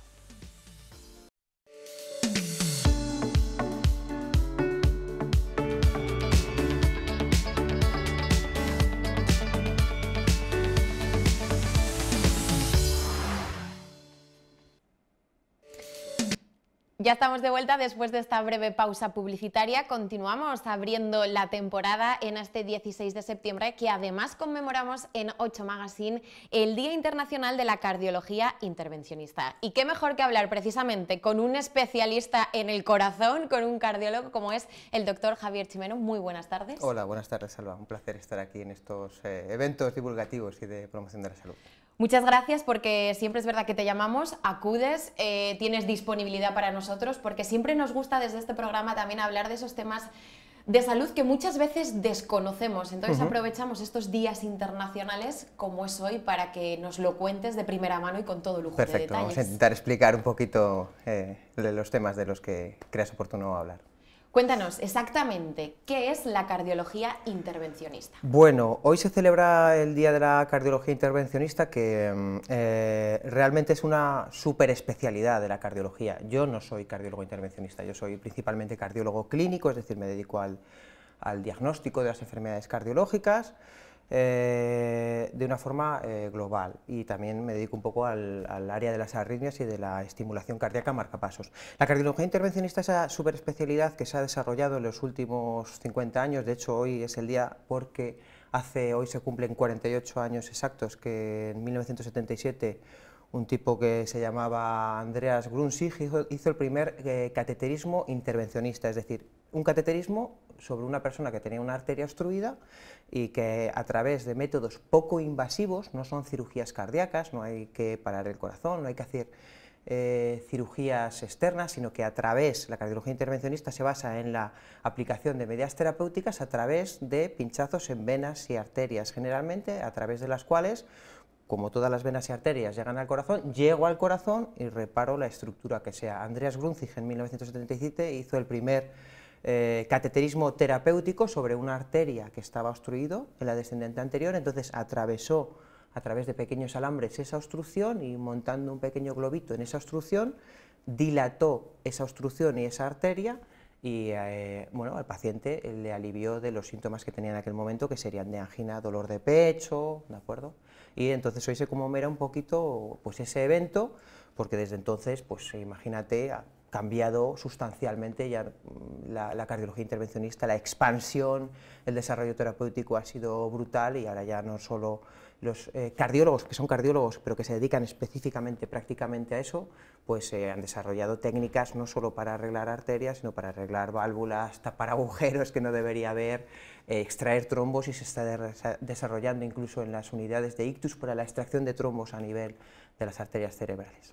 O sea, que fue un punto de partida para lo que hoy conocemos y que sigue avanzando, ¿no? Evidentemente, eso imagínate, en 1977 era una terapéutica absolutamente novedosa. ¿Cómo vas a arreglar una arteria de un corazón a través de la pierna, ¿no? Entonces, tuvo mucho éxito, pero digamos, el desarrollo tecnológico de aquel entonces impedía, digamos, la reparación o la intervención sobre arterias bifurcadas, es decir, obstrucciones complejas o obstrucciones a varios niveles. Esa técnica se ha desarrollado, pero bueno, absolutamente fue un hito en la cardiología, y a raíz de la cual pues, todo lo que es el intervencionismo percutáneo, es decir, a través de las arterias y venas, como he dicho, pues se ha desarrollado de una forma exponencial y maravillosa para el tratamiento de los pacientes con cardiopatía. ¿Esas intervenciones, esas actuaciones pueden ser menos invasivas y yo creo que igual con una rápida respuesta por parte del paciente, o no tienen nada que ver? Claro, fíjate, eso no solo ha cambiado el paradigma del tratamiento de muchos pacientes con cardiopatía, y vamos a poner un ejemplo que es muy típico. Antes, cuando tenías una obstrucción de una arteria o de una válvula, como puede ser la válvula aórtica, una válvula aórtica hace 20 años, incluso hace 15 años prácticamente cuando acabé la residencia, solo había una posibilidad de intervención, que era cirugía cardíaca, es decir, un paciente al que le dormía, se le abría digamos, el esternón, se hacía una circulación extracorpórea, se reparaba la válvula, bueno, con una digamos, recuperación ciertamente muy buena, pero que lleva varios días y no exenta de complicaciones, incluso de morbimortalidad, que hablamos, ¿no? De complicaciones respiratorias, pues que, claro, que te abran el pecho no es sencillo, aunque las técnicas son maravillosas y los cirujanos hacen un trabajo fantástico. Eso ha cambiado. De hace 10 años para acá se han desarrollado unas válvulas que se pueden poner a través de las arterias femorales, que se llaman comúnmente TAVIs, de Transaortic Valve Implant, es decir, el recambio valvular, pero a través de un acceso por una punción en la arteria, es decir, no tiene que ver nada que te hagan una esternotomía, a una pequeña punción en la arteria, y se sube esa válvula hasta esa válvula percutánea hasta donde está la válvula obstruida, y mediante un sistema de liberación se libera, se abre, se expande sobre la válvula antigua y la válvula vuelve a desobstruirse. Antes pacientes, por ejemplo, añosos, no se podían operar y fallecían por eso, y últimamente la verdad es que además en ciudades o en comunidades tan longevas como es Zamora, como es Castilla y León, el porcentaje de implante de válvulas a través de este sistema ya predomina sobre las válvulas prácticamente convencionales. Han sido pacientes a los que antes no se les podía hacer nada, y muchos fallecían por insuficiencia cardíaca, por fatiga, por las complicaciones que tienen asociadas a problemas valvulares. De repente tienen una solución quirúrgica, y en la que la recuperación además es mucho más sencilla, porque no es lo mismo una cirugía, una estancia media a lo mejor de 5 o 7 días mínimo, a una estancia hospitalaria de 1, 2, 3 días si va todo bien, y con una recuperación que prácticamente al día siguiente se pueden mover. Entonces cirugías, no son cirugías, pero son procedimientos mínimamente invasivos, ¿no? Por eso de ahí viene esa expresión, ¿no? De mínimamente invasivo, porque no tiene nada que ver las cicatrices de una técnica y otra. ¿Cuáles son, por ejemplo, las actuaciones de este tipo de cardiología más comunes? Claro, la más común clásicamente siempre ha sido los cateterismos para la cardiopatía isquémica, es decir, para los problemas de los pacientes que tienen o un infarto agudo, es decir, una arteria del corazón se obstruye en un momento determinado y hay que abrirla cuanto antes, o se obstruye prácticamente, no del todo, pero casi. Esa es digamos, la principal indicación de la cardiología intervencionista, es decir, es el alivio y la revascularización, el arreglar de nuevo la obstrucción de una arteria. Es como cuando se te obstruye una tubería, claro, pues se hacen estos cateterismos. Cuando hay un infarto agudo con una obstrucción completa se hace urgente, es decir, nosotros, aunque no tenemos laboratorio de hemodinámica en el Hospital Virgen de la Concha, tenemos un sistema de transferencia para que si un paciente acude a la urgencia por un dolor y se objetiva que tiene una obstrucción completa y en ese momento de una arteria del corazón, se activa el código infarto y al paciente se le remite inmediatamente al Hospital Universitario de Salamanca con un preaviso. Le están esperando prácticamente los compañeros que hacen estos procedimientos para arreglarle y desobstruir la arteria, y eso es lo más frecuente porque se hacen todas las semanas, se hacen en torno seguramente a más de 100 casos en el Hospital Universitario de Salamanca, y seguramente me quede muy corto. Nosotros seguramente enviemos entre 8 y 10 pacientes a la semana también para este tipo de procedimientos. Y luego hay procedimientos que se hacen con menos frecuencia, técnicamente más complejos, que requieren todavía una superespecialización, incluso dentro de la cardiología intervencionista no todos se dedican a todo, hay personas también que se dedican un poquito más específicamente al implante de válvulas, otros al cierre de orejuelas, al cierre si hay defectos como comunicaciones entre las aurículas, al cierre de defectos interauriculares, también a dilatar a otras válvulas con balones, ¿no?, que se hable, es decir, pero lo que se hace con una frecuencia mucho mayor que el resto de los procedimientos es la reparación mediante un intervencionismo percutáneo de las obstrucciones principalmente arteriales. Hemos hablado de precisamente cómo va avanzando todas esas técnicas, pero la inteligencia artificial que ahora vemos que está muy de moda, ¿también puede llegar, está llegando a todo este tipo de intervenciones? Sí, bueno, la inteligencia artificial a día de hoy, como elemento de ayuda, en nuestro caso nos está...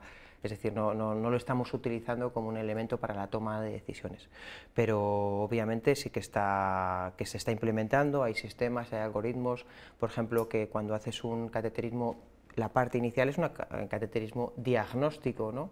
Es para, digamos, para ver qué es lo que hay, ¿no? Entonces hay programas que te ayudan a valorar el grado de obstrucción más allá de la estimación visual. Bueno, pues parece que hay una obstrucción ahí claramente, cuando es muy clara, del 99%, pues lo tienes claro, pero hay otras veces que no siempre se tiene que actuar sobre esas arterias. Entonces hay programas que te hacen reconstrucciones para digamos, tener elementos más de juicio para valorar si esa válvula, esa arteria necesita un arreglo o no.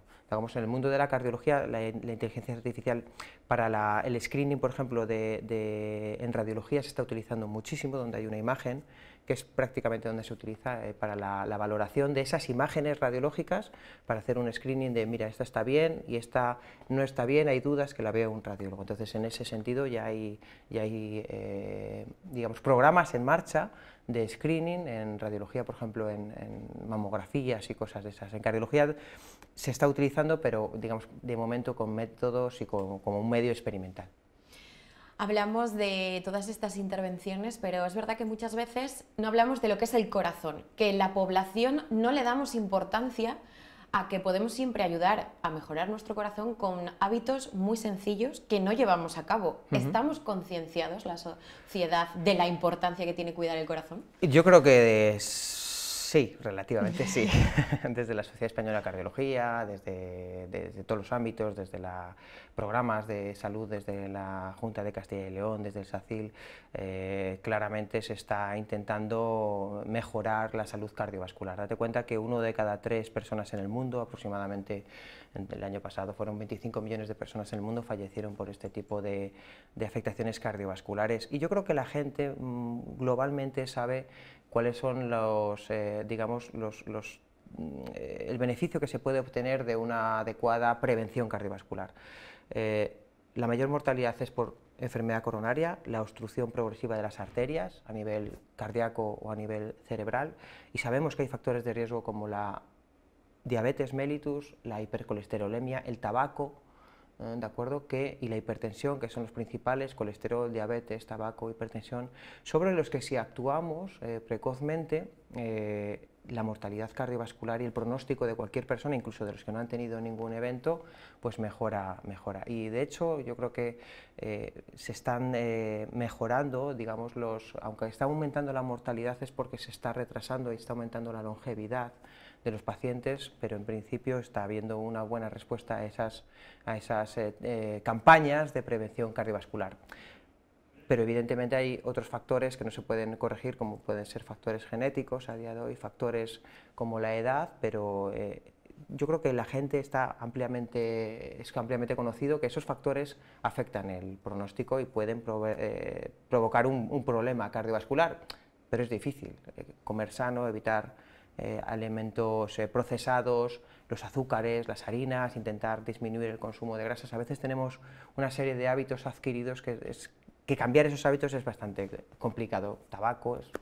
De hecho, estamos viendo también cómo la obesidad cada vez es más frecuente en los niños, que yo creo que eso es algo que está al alcance de nuestra mano y podríamos ir cambiando poco a poco para que no deriven luego en esos problemas, ¿no? Eso ya es un tema más complicado, el tema de las pantallas, el tema del deporte, ¿no? El de la práctica de ejercicio físico es fundamental para la prevención de cardiovascular. De hecho, se sabe que las placas de colesterol que dan problemas en la edad adulta, que son las que es un proceso inflamatorio en las arterias, que son las que se rompen y provocan los infartos agudos o los síndromes coronarios agudos, pues ya hay estudios donde en niños tan pequeños como 4 años hay placas muy pequeñitas, placas grasas, que están asociadas principalmente a una mala alimentación, y son esas placas, ese inicio, digamos, ese inicio embrionario de esa placa, la que tenemos que intentar corregir a través de la alimentación, a través de la práctica de deporte. Yo veo a chicos de 15, de 20 años que no practican deporte y digo, no puede ser, es decir, que están con el móvil, es decir, ya no hablamos de tabaco, pero entonces, bueno, hay que prevenir desde la infancia, porque además son hábitos que si no los adquieres a edades precoces, luego posteriormente va a ser muy difícil que alguien se ponga a correr a los 45 años, ¿no? Que algo que está en nuestras manos, pues lo hagamos. Exactamente. Gracias por haber estado una vez más aquí, gracias por acercarnos a este mundo que para la ciudadanía es muy complejo, pero que es verdad que siempre lo explicas de una manera sencilla, y gracias. Pues nada, muchas gracias por la invitación y hasta la próxima. Gracias. Pues ya lo saben, le hemos dado unos pequeños también consejos y también para ayudar a nuestro corazón a prevenir todas esas enfermedades, que ya llegan muchas de por sí solas, así que las que estén en nuestra mano vamos a llevarlas a cabo. Nos vamos unos instantes a publicidad y enseguida volvemos.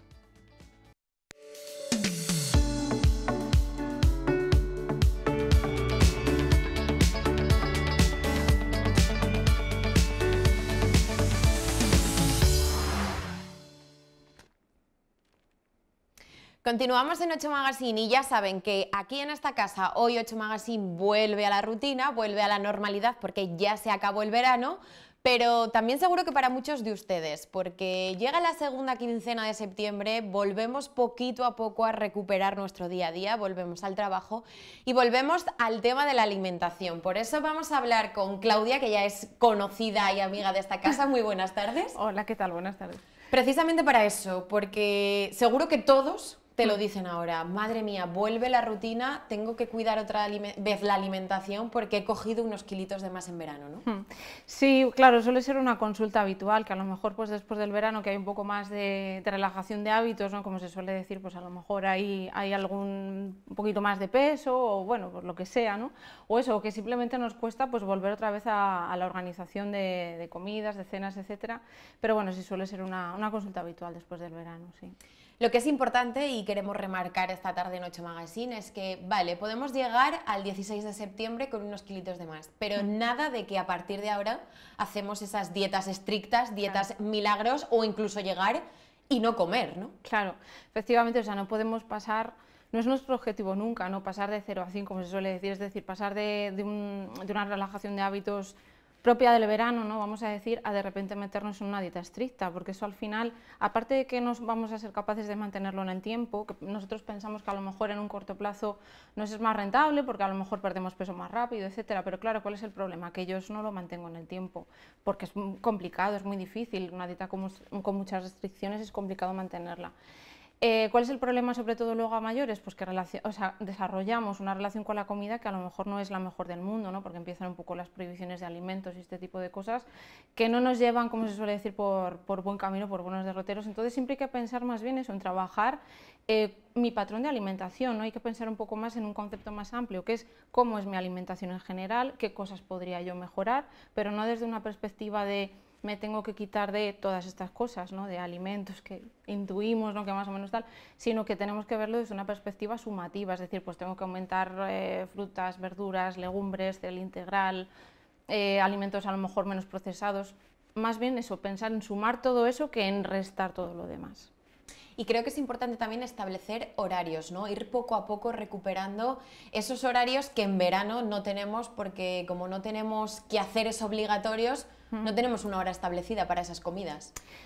Claro, efectivamente, sí, los horarios de comidas, a ver, luego es muy relativo, porque luego cada persona pues, puede tener un poco pues, unos horarios incluso laborales diferentes cada día, esto pues hay que adaptarlo a las necesidades de cada persona, totalmente individuales, pero bueno, si establecemos que una persona siempre tiene el mismo horario, pues efectivamente a lo mejor nos puede costar un poco, pues bueno, darse también un poco de margen, ¿no? con los horarios, de si llega un momento de desayuno y a lo mejor es mucho más pronto que otros días que venía yo desayunando en vacaciones y tengo menos hambre, pues bueno, desayuno un poquito menos, luego hazte una media mañana, come a la hora más o menos porque te permita tu trabajo, un poco hacerlo así, un poco también flexibilizar ese proceso de adaptación en la medida, ¿no? de las posibilidades de cada persona. Ese proceso de adaptación, que parece que muchas veces se nos olvida, que queremos retomar ya lo de antes, ¿no? Claro, o sea, a ver, sí, es que no deja de ser un proceso de adaptación porque, bueno, al final la vida, ¿no? Tenemos ahí una serie de periodos, de ciclos a lo largo del año. En vacaciones, pues efectivamente, además, pues por el calor y toda serie de cosas, en general, pues cuando estamos, ¿no? con libertad de horarios total, no tenemos que ir a trabajar a ningún sitio, pues a lo mejor pues nos levantamos un poquito más tarde o alargamos un poco más en la noche, son cosas que suelen suceder. Entonces luego a la hora de volver en septiembre, ¿no? a los horarios habituales, pues bueno, cuesta un poquito más y hay que darse un poquito de tregua también en ciertas cosas en lo que podamos, ¿no? Como se suele decir, no querer tampoco pues eso, alcanzar la perfección, porque eso va a ser muy complicado y con la alimentación además tampoco es nuestro objetivo alcanzar la perfección. Cuéntanos, danos algún consejo, algún ejemplo de un menú que sea fácil, sencillo, porque es verdad que comer bien no esté reñido con el tiempo, que muchas veces decimos, comemos mal porque no tenemos tiempo. No, eso es falso. Claro, efectivamente. A ver, pues hay muchas posibilidades, lo que pasa es que depende luego de cada persona. Yo lo que veo en consulta es que hay veces que hay menús que hay personas que le parecen muy fáciles de hacer y otros que le parecen el mismo menú, a otra persona le parece algo como más complicado de elaborado. Entonces, bueno, a ver, pues puedo dar como una serie de ideas generales. En general, sobre todo para estos días que de momento no está haciendo demasiado frío, al menos esta semana, pues a lo mejor podemos pensar todavía en algún menú de ensalada completa, porque es verdad que son fáciles de hacer, ¿no? Meter pues siempre en comidas y cenas, la idea sería siempre meter alguna ración de verdura, algo de lo que llamamos proteínas saludables, es decir, carne, pescado, huevo, legumbre, alternando a lo largo de la semana. Y meter también algo de cereal o tubérculo, es decir, pues, o bien la ración de pan o a lo mejor pues algo de pasta, algo de arroz, un poco de patata. Bueno, entonces más o menos con ese menú base, ¿no? Ese puzzle, pues vamos un poco acoplando las comidas cenas a lo largo de la semana. Menús rápidos, pues a lo mejor lo que te decía, pues una ensalada completa con verdura, una legumbre, pues algo de cereal cocido, pues una pasta, un arroz cocido.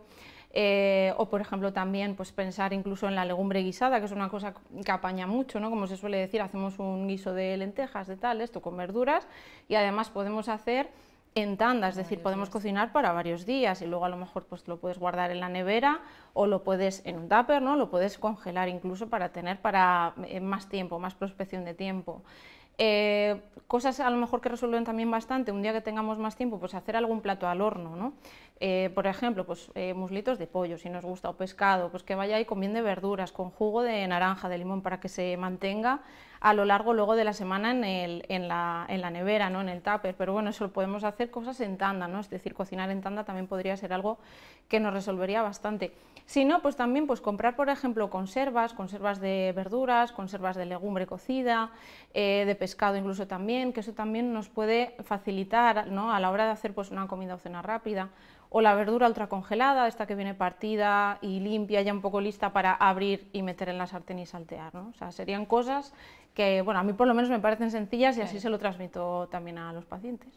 Y muy importante, ahora que también llega la vuelta al cole, ese desayuno de los campeones que siempre nos han enseñado, que no están de campeones, ¿no? Como se esperaba. Como el formato colacao, zumo, una bollería. Claro, efectivamente, pues bueno, tiene un poco más de azúcares, ¿no? que otro tipo de propuestas. A ver, no significa que no se pueda volver a hacer o que eso esté mal hecho. El problema es sobre todo la frecuencia, ¿no? De todos esos alimentos pues son alimentos de consumo ocasional y en cantidad moderada, es decir, significa que los podemos consumir, pero más a lo mejor espaciado a lo largo de la semana o en pequeñas dosis.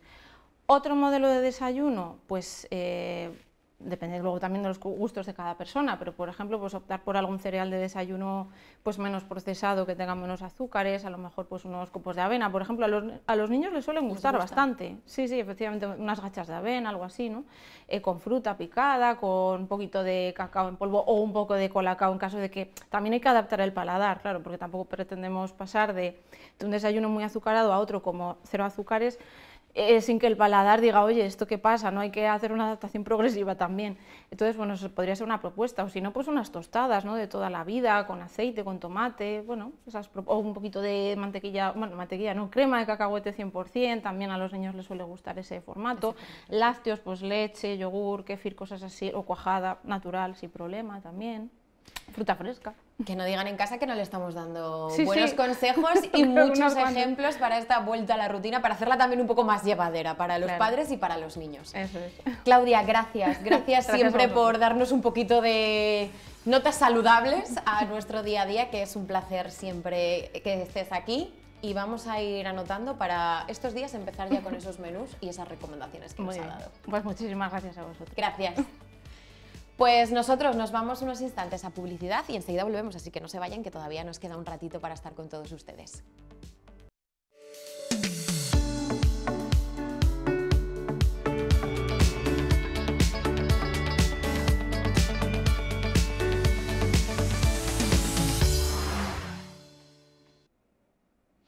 Ya estamos de vuelta en 8 Magazine y como saben, esta semana en Zamora se celebra la Semana de la Movilidad. Nosotros hemos querido divulgar un poquito todas las actividades que se van a llevar a cabo. Se las mostraremos durante toda esta semana porque ya saben que 8 Magazine les acompañará las tardes de los martes, miércoles y jueves. Pero antes vamos a conocer con lujo de detalles todo lo que nos espera en esta Semana de la Movilidad de la mano de la actualidad municipal.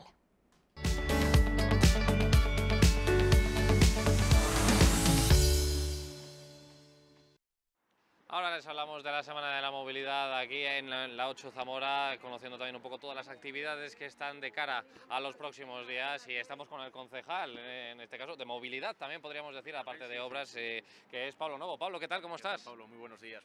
Bueno, uno de los momentos del año, entiendo, sobre todo pues en este sentido también para tu concejalía.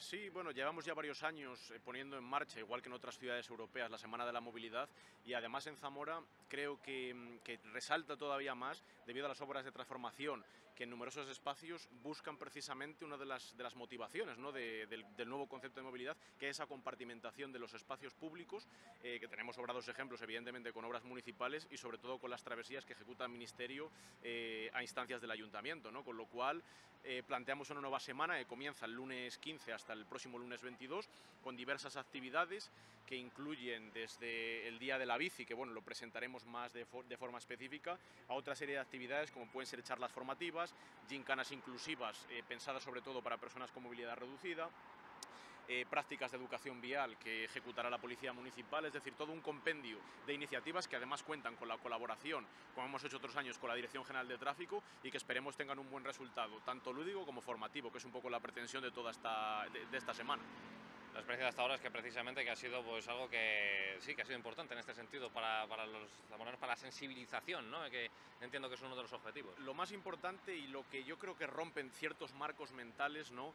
Es la propia transformación del espacio público. Vemos como hemos tenido numerosos ejemplos de espacios que cuando comienzan determinadas obras surge o puede surgir ciertas polémicas, pero cuando se ven los frutos, el caso de la Plaza de la Puebla, de esas transformaciones se ve que generan un beneficio general tanto para la actividad comercial como para la posibilidad de generar actividades como ha sido el verano cultural de la Puebla de Sanabria, ¿no? Entonces vamos a apostar también un año más por esta Semana de la Movilidad para continuar dotando nuestra ciudad de actividades, como comentaba, tanto formativas como lúdico-culturales, que además servirán también de complemento a la fiesta de septiembre, con lo cual esto es lo que se dice siempre, quien no quiere aburrirse en Zamora pues no tiene por qué, ¿no? Porque hay mucha actividad para que la gente disfrute y se forme con cuestiones pues que nos afectan en el día a día.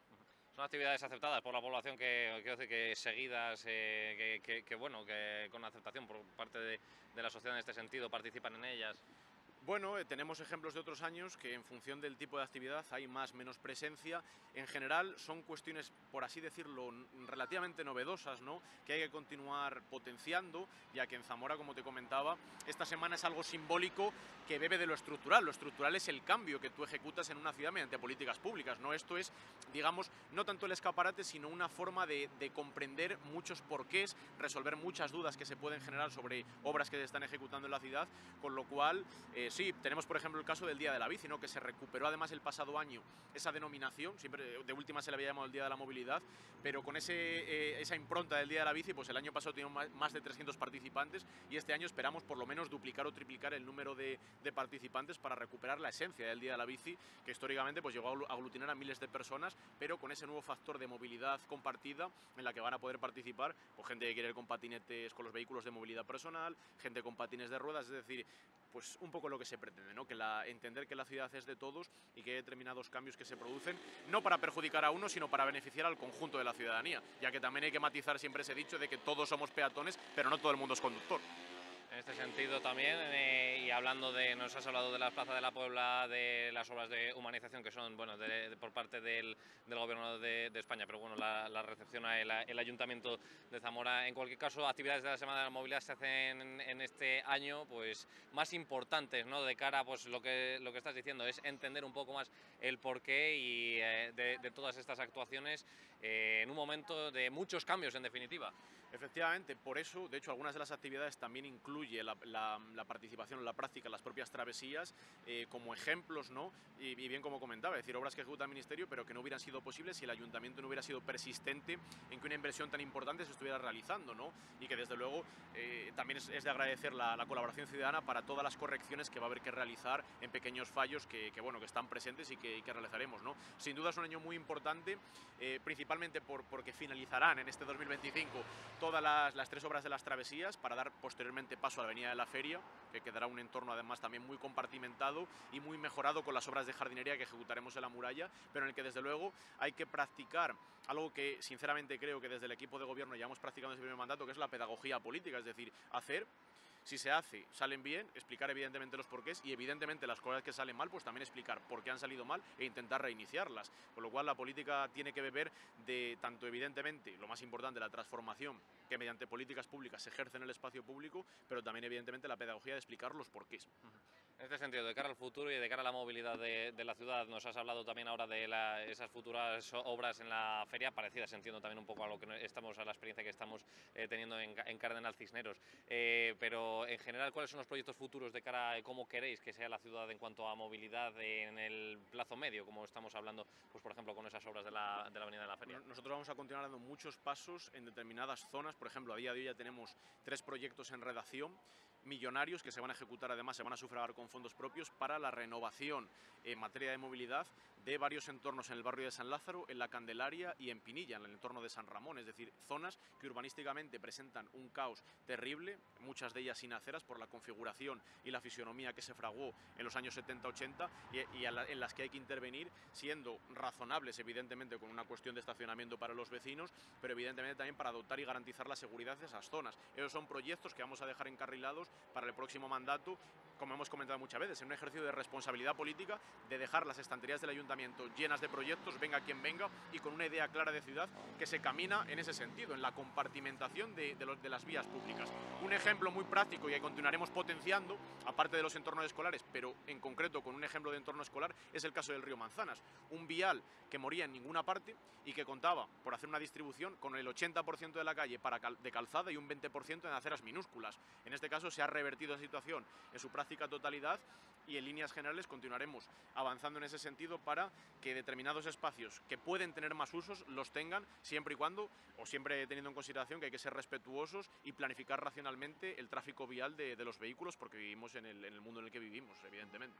Bueno, Pablo, pues muchas gracias por acercarnos de nuevo a la Semana de la Movilidad, una de estas actividades que tenemos en el Ayuntamiento de Zamora, que tenemos planeadas en este caso para el mes de septiembre, pues bueno, en general en esta semana juntándose también con el programa de fiestas, y no sé si quieren mandarle por último algún mensaje a los zamoranos. Pues evidentemente que se participe, sobre todo en un plano más familiar, en actividades como el propio Día de la Bici, que ya detallaremos seguramente, que habrá mucho merchandising que se regalará a la gente, y probablemente también contemos con un sorteo de bicicletas como el pasado año, con lo cual lo detallaremos, pero desde luego invitar a que participen en todas las actividades que podrán encontrar tanto en los medios de comunicación como en los canales municipales, con toda la cartelería y todas las actividades. Pues ya lo saben, este es en el caso de la Semana de la Movilidad, cuyas actividades se van a realizar en el mes de septiembre del año 2025. Muchas actividades para disfrutar, adultos, también los más pequeños de la casa, pero sobre todo para que aprendamos a movernos por nuestra capital, por Zamora ciudad, de una forma saludable, de una forma también sin ningún tipo de emisión, porque tenemos que cuidar nosotros, los ciudadanos, nuestra ciudad. Y ahora vamos a hablar de Versos de la Historia, un libro que nos va a contar con lujo de detalles su protagonista, pero también nuestro compañero Héctor Segurado. Bueno, ya saben que en el magazine tratamos todos los temas, tocamos todos los palos y vamos a hablar de literatura, de poemas, de cultura. Tenemos a Marcos Hernández, autor de este libro, Versos de la Historia. Marcos, ¿qué tal? ¿Cómo estás? Para empezar. Muy bien, buenas tardes. Encantado de estar aquí y poder presentar mi libro. Marcos, me gustaría empezar, o me gusta empezar las conversaciones por el principio. Un libro hay veces que se destaca, o normalmente se destaca por su portada, por lo que vemos al principio, ¿no? No sé si tiene algo que contarnos esta portada, Versos de la Historia, Marcos. Tiene mucho que contar, es el mapa de los mapas más antiguos que hemos podido encontrar en Internet. Esto he querido respetar, por eso en la parte de atrás no hay nada escrito. He querido respetar el mapa para que la gente pueda acceder a él, porque hay muchas variaciones de los nombres actuales y del tamaño de la ciudad actual. A lo mejor una ciudad que hoy es más pequeña que otra, en la antigüedad era más grande. Y el nombre varía muchísimo, la orografía está muy lograda, pero los nombres cambian. Marcos, cuéntanos, porque nos decías antes hablando un poquito que, claro, este libro es tu segundo libro, pero aquí está incluido también el primero, ¿no? ¿Sobre qué versa Versos de la Historia? ¿Sobre qué vamos a descubrir dentro de él? Al estar dentro tiene 4 relatos principales, coplas de quintos, muy antiguas y también actuales, escritas por mí, y poemas, que a mucha gente le gustan los poemas, pues también le metemos poemas. Como las 4 historias principales estaban muy relacionadas y era algo que pensaba hacer en el futuro, unir los 2 libros, dije, pues no espero más, los uno ya. Y en el primer tomo, que sería La cortesía de Benialbo y El cerco de Zamora, las 2 obras en obra de teatro, y luego la consecución, que sería La jura Santa Gadea, consecutivo totalmente del cerco de Zamora, y La batalla de Toro. Marcos, ¿por qué el cerco de Zamora? ¿Por qué contarnos acerca de todo esto y después teatralizarlo, evidentemente? Vale, lo primero surgió La cortesía de Benialbo, algo que yo tenía en mente porque es un hecho acontecido en mi pueblo. Recordamos que tú eres de allí. Yo soy de Benialbo, claro. Un hecho acontecido en el pueblo con 2 versos muy significativos y muy famosos, pero claro, a esos 2 versos había que darle la historia de atrás. ¿Por qué surgen esos 2 versos de La cortesía de Benialbo? Pues nos inventamos la historia de atrás. Yo lo tenía en mente, no me sentía preparado para escribir eso, hasta que un día escribí un poema por encargo, me gustó tanto que dije, ya estoy preparado. Luego vino una pandemia, estuvimos encerrados y surgió un libro. Cuéntanos algo de La cortesía de Benialbo, cuéntanos un poco esa historia tan interesante y que también conoces, Marcos. A ver cómo lo podemos contar sin hacer spoiler.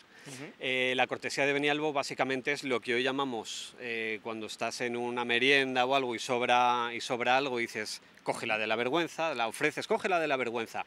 Antes se decía, coge la cortesía de Benialbo. Fue un poquito extendido, no creo que llegara a Madrid o Barcelona, pero bueno, por la zona sí se decía, coge la cortesía de Benialbo, por un hecho, una historia acontecida, sucedida en una bodega. No sabemos de dónde viene, de qué año viene, ni de cuándo data, pero bueno, ahí está y no queremos que se pierda. Marco, eso es gran parte de tu primer libro. ¿Qué has ido añadiendo en este segundo libro que, como decíamos, une tanto el primero como el segundo libro? ¿Qué es esa continuación? ¿Qué es lo que has hecho? La continuación, la Jura Santa Gadea, soy un enamorado de lo medieval, de lo antiguo, y claro, me encanta, o me era muy fácil escribir de eso porque es lo que más me gusta. La Jura Santa Gadea había que escribirla. Si escribes el cerco de Zamora, hay que contar cómo acaba. Y podemos seguir luego hablando del Cid, pero bueno, con contar la Jura nos valía. Y luego un hecho que también quería que apareciera, y poco conocido y muy famoso, muy relevante en la historia de Zamora, que era la batalla de Toro. Hablábamos de que estas dos, Marcos, es complicado teatralizarlas, ¿no? Porque es mucha narrativa, ¿no? Es mucha... Sí, cuando lo hemos intentado, que hemos representado el cerco de Zamora, hemos conseguido representar el cerco de Zamora, porque no fue fácil. La cortesía de Benialbo no pudimos, fueron muchas horas para muy poquitos versos. La dificultad de los versos hoy en día, igual que para vender un libro en versos, sabes que no lo vas a vender. Pero bueno, pues para representarlo gráficamente, para que alguien se aprenda esos versos, es muy difícil, y tuvimos que desistir, porque fueron muchas horas para unas poquitas estrofas. Háblanos de esa teatralización, perdonad que me trabe con las palabras, del cerco de Zamora. ¿Cómo ha sido todo eso para luego irlo plasmando, ¿no? Aquí dentro del libro? Vale, tenemos ya en mi pueblo descendemos de grandes teatreros. Ya teníamos fama, en la antigüedad hubo, no sé si 3 o 5 compañías de teatro. Todavía yo he conocido ir a trabajar a otras ciudades, a otros pueblos, y que algún anciano me dijera: ¿de dónde decías que eras? De Benialbo. Allí no había unos comediantes, sí que fuimos famosos. Eso se lleva en la sangre.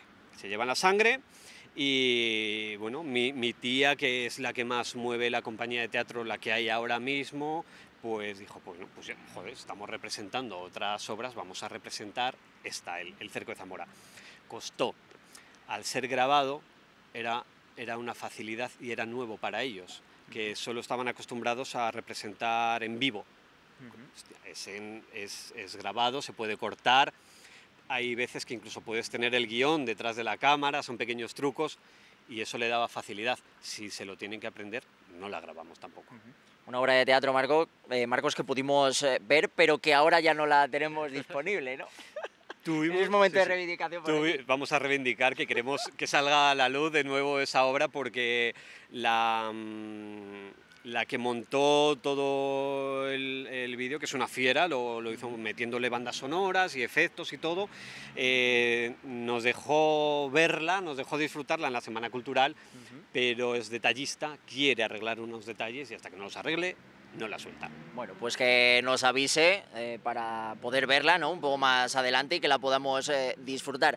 Marcos, por seguir un poco con tu libro, hablabas también de coplas antiguas, de coplas modernas, coplas antiguas que recoges de tu abuelo, ¿no?, y coplas modernas que son íntegramente tuyas, ¿no? Al final, en el primer libro, es el primero, eres nuevo, y lo que quieres hacer es llenarlo. Quieres llenarlo de letras. No seas tan sincero, Marcos. Quieres llenarlo de letras. Vale que escribí 2 obras para el libro, pero bueno, tengo coplas que he escrito yo a los quintos. No están las coplas íntegras, a nadie le interesa toda la copla, pero bueno, lo más poético, un resumen de lo más poético, pues lo metemos, y ya por lo menos perdura aquí, que es algo que está desapareciendo, pues ya están aquí. Igual ha sucedido con todas las que me transmitió oralmente mi abuelo. Claro, para mí era una satisfacción incluirlas aquí. Hay coplas, son muy antiguas, de los años 40, años 50, no sabemos ni quién las ha escrito, ni quién las ha dicho, algunas de ellas ni quién las ha dicho. Otras, familiares de esa persona, han venido a buscar el libro porque era el único material que tenían, no tenían nada sabían que venía aquí la copla de su abuelo o de su padre, pero ellos no disponían de ese material, así que han adquirido el libro por eso. Marcos, me gustaría preguntarte por el objetivo, o qué tratas, ¿no?, con este libro, ¿no?, mostrando todo esto y permitiendo disfrutar a los lectores de todo esto. Esto al final es algo, es para ti, no te vas a hacer rico, lo único que quiere es, de algún modo, es lo que quiere un artista al acabar la obra, quiere unos pocos aplausos, es de lo que se alimenta el artista. Y es como todo, te pueden decir 100 personas, te pueden decir que qué bonito, una sola persona te dice que no le ha gustado y ya te hundes.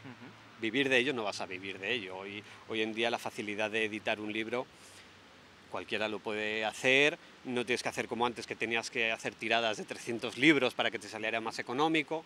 Es muy fácil escribir un libro, lo puede hacer cualquiera, se lo aconsejo a todo el mundo.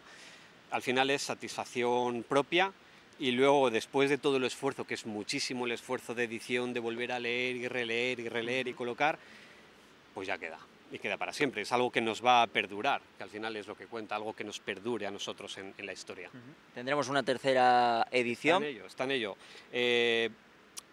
Básicamente trata del Minotauro, básicamente. Pero claro, como me gusta empezar desde el principio, empieza con Saturno devorando a sus hijos. Toda la historia épica pasa por el Minotauro, sí que lo he cambiado, hay muchas cosas cambiadas. Y al final la filosofía, la razón de ser y el porqué de eso es ¿por qué acaba el toro en la plaza de toros? Interesante. ¿Por qué acaba el toro en la plaza de toros? ¿Y cuándo acabará de estar el toro en las plazas de toros? Marcos, ¿cuándo tendremos eso disponible? Pues ese libro quería que tuviera 1000 estrofas. Voy por la 900 y no, 900, casi 1000. O sea, que ya casi lo tenemos listo. Me llego por Roma. Me llego por Roma. El toro, el espíritu del toro está recorriendo todas las culturas, o parte de las culturas, hasta acabar en las plazas de toros. Muy bien. Bueno, pues Marcos, me gustaría terminar esta entrevista permitiendo a los televidentes, a los espectadores, pues que te vieran recitar alguna estrofa, ¿no? de lo que has escrito, si no te parece mal. ¿Puedo beber? Sí, claro, por supuesto, te damos esa oportunidad, evidentemente, para poder leer bien y tener bien la voz. Venga, voy a leer un poema que me gusta leerlo. Este es. No es muy largo. Todo tuyo. Recuerdo no saber leer y entender lo que me decías. Sin palabras, con dibujos lo hacías. Me acompañaste en mi crecer, aprendiendo cada día. También enseñaste a mis padres y mis abuelos me contaron que gracias a ti alcanzaron un conocimiento graciable a quienes en ti se apoyaron. Niñez y juventud de tu mano, madurando fuimos a la vez. O yo contigo, no lo sé. Compañero, amigo, hermano, castigo, regalo, siempre sensatez. Me impusieron tu presencia en muchas ocasiones, sin protestas, sin elecciones. No fue agradable tenencia, ni aprendiera tus funciones. Aunque me dieras éxito y más si cabe libertad, no te quise, la verdad. De ti me aproveché, lo admito, el ego venció la voluntad. Entendiste bien la situación y supiste esperar el momento. Hoy te elogio, te siento, te demuestro admiración, te imagino, te busco, te encuentro y degusto tu sabor. Te protejo, te llevo, te traigo, te enseño, te cuento, te presto, o no, solo si tengo repuesto. Me duermo contigo a mi lado y al soñar tú haces el resto. Un día te encontré en blanco y me dispuse a adornarte. Había corazón, pero no arte. Era un hombre manco, con mucho que contarte. Y de tanto y tanto hablarte te llené haciéndote especial. Creciste, te hiciste oficial. Indescriptible poder ayudarte, devolviendo tu cordialidad. Hoy pongo mi corazón e igual porción de arte. Es tu día, tengo que agradecerte. Por mí, a quien diste evolución, compasión, es deber amarte.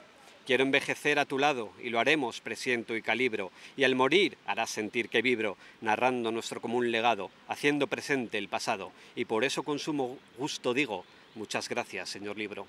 Sí, señor. Seguro que le han gustado a todos los espectadores. Marcos, ¿por qué ese poema? Ese poema es el que habla de este libro, de este libro o de cualquier libro que escriba. Es como el poema de amor que le escribes a una mujer para estar con ella. Es el poema que da nacimiento al libro. Bueno, Marcos, pues encantado de haberte conocido y esperamos tenerte por aquí algún día más y que nos cuentes acerca de ese tercer libro, que ya casi lo tienes listo, y que lo puedan conocer todos los zamoranos y todos que vienen. Muchas gracias. Un placer. Pues ya saben, vayan tomando nota que les traemos muchísimas cosas durante estos días en 8 Magazine, que como saben hoy 16 de septiembre comienza temporada y volvemos a la normalidad y a la rutina, eso sí, como siempre con todos ustedes. Las tardes de los martes, miércoles y jueves a las 4 y 5, 2 horas para contarles todo lo que pasa en la provincia y en la capital. Nos vemos mañana, miércoles a las 4 y 5. Les espero, ya lo saben, no falten a la cita, que pasamos lista. Hasta entonces.